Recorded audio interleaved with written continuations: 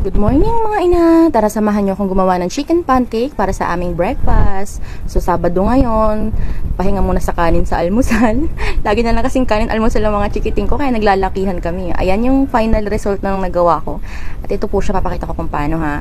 Ayan, magsandok tayo ng isang sandok lang ng Maya pancake mix. Ayan, wala naman mo akong special na nilagay dyan. Tubig, itlog at ano lang, konting, isang kutsaritang mantika. Ayan. So, ayan, naglagay tayo ng manok. Yung tira-tira naming manok kagabi is shredded. Basta niliitan ko lang. Ayan. Para medyo masustansya naman ang ating pancake, di ba? Parang kanin ulam na rin ito. So, ayan. Pansin nyo ba, wala akong nilagay na mantika. Ganyan kaganda ang ating Borae non-stick cookware. Ayan o. Ayan, dahil nagmamadali ang ate mong baliktarin, ayan, tuloy, nagkulot-kulot yung pancake.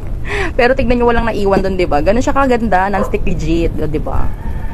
So, ganyan lang siya kadali. Dapat manipis lang yung lagay nyo kasi para hindi naman hilaw siya sa loob. So, ayun, repeat process lang hanggat sa maluto na natin siya lahat at parang feeling ko bitin yung aking manok.